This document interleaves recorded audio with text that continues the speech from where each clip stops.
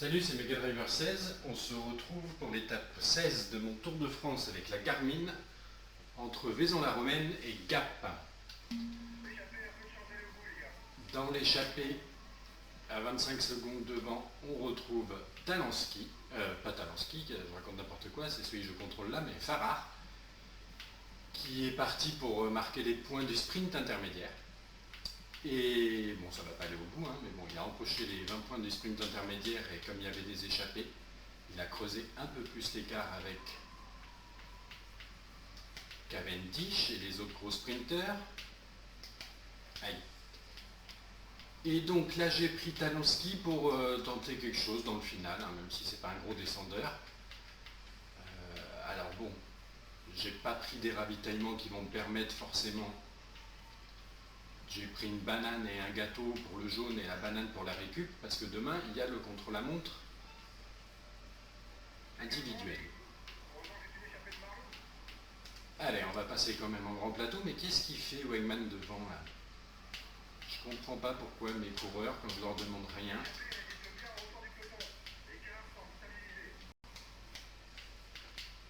roulent comme des barjots. Pourquoi mes équipiers roulent là?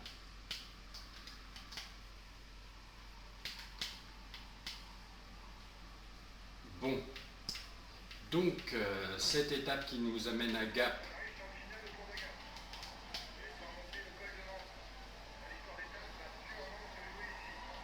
c'est un peu une étape de transition entre guillemets. Dans la réalité, c'est la dernière opportunité quasiment pour les vrais baroudeurs de gagner quelque chose, en particulier pour les Français dont on attend toujours la première victoire d'étape sur ce Tour 2013. Allez, on va repasser en petit braquet là. Et donc cette journée précède le final, le gros final de ce Tour de France 2013 avec ce contre-la-montre individuel montagneux. Et après les 3 étapes alpines qui vont faire mal, dont l'Alpe d'Huez jeudi et Semnoz samedi. Et là, tout le monde est relativement frais parce qu'on sort de la journée de récupération qui a fait du bien à tout le monde après la terrible ascension du Mont Ventoux où, je vous rappelle, Talansky a fini 7e en concédant 9 secondes et quelques ou 11 secondes à Contador malheureusement. Et là, ça attaque devant. 7 km du sommet. Qui est parti à l'attaque là? Un AG2R et un Omega Pharma Quick-Step. Bon, Rodriguez est revenu. Je vais rester avec eux là, pas trop cramer non plus complètement. Ce qui me reste de jaune. Bref, je parlais de l'ascension du Mont Ventoux, où je finis dans le même temps que Froome quand même.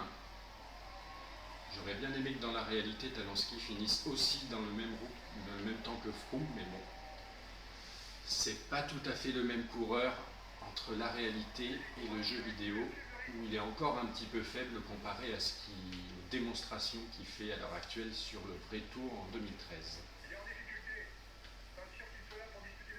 Ou un petit écart, mais alors attends, qui c'est qui a là? La Saxo, c'est qui? Ça doit être Contador malheureusement. Par contre, les Sky ne sont pas là. 4,6 km du sommet. Il me reste plus que... Oui, eh bien, on va déjà les tester un petit peu. 3 km 5. Ah, je me fais contrer par Chavanel. Et Chavanel, c'est typiquement une étape qui lui convient.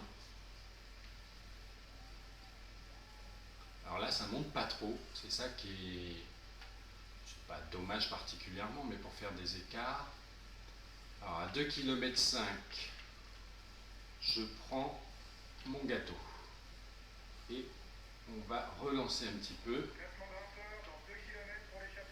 pour essayer de basculer en tête au sommet et tenter de faire la descente Bien que, comme je l'ai déjà dit, et comme les stats le prouvent, Talansky n'est pas très très fort en descente, c'est le moins qu'on puisse dire, il est à 65.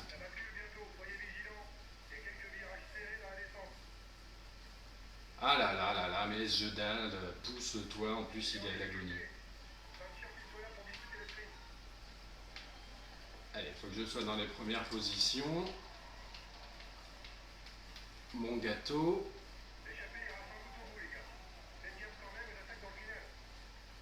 Allez, on attaque.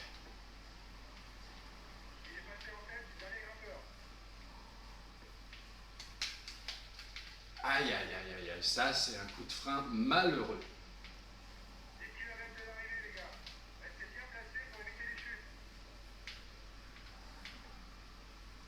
Ah là il bourre vraiment fort là.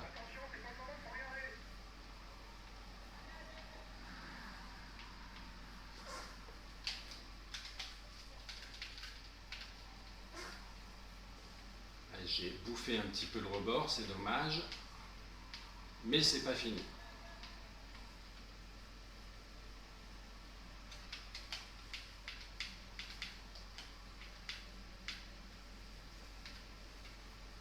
Là sur ce virage normalement,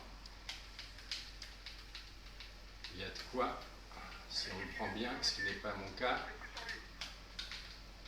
Voilà, je me suis bien appuyé sur eux là. 5 km du sommet, de l'arrivée, pardon. J'ai fait une descente bien calamiteuse quand même. Allez, on assure un peu ce virage. Et ben voilà, j'ai trop freiné. Ah, c'est sur le retour qu'il est dangereux celui-là.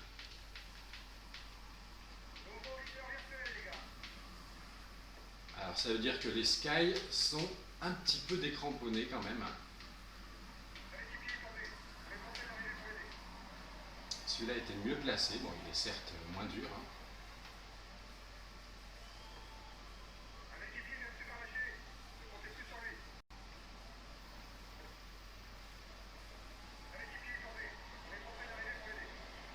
Ah, ils sont tous là, mais sauf les Sky on dirait. Et ça sent la belle victoire pour Talansky. Pas mal du tout quand même, ce final. Alors on va accélérer un petit peu le temps, mais pas trop non plus. Ah bah mince, raté. J'ai été trop loin. Donc victoire d'étape pour Talansky, sa première sur ce tour. Avec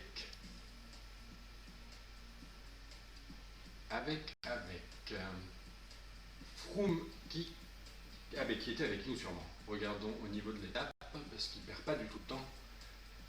Talansky premier et le groupe effectivement jusqu'à Froome et Contador est dans le même temps. C'est donc à 1 minute 16, ouh là là là là, et ça fait très très mal. Wiggins, voilà, à 4,02.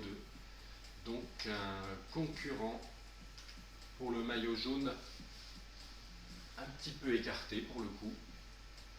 Et donc Talansky se retrouve troisième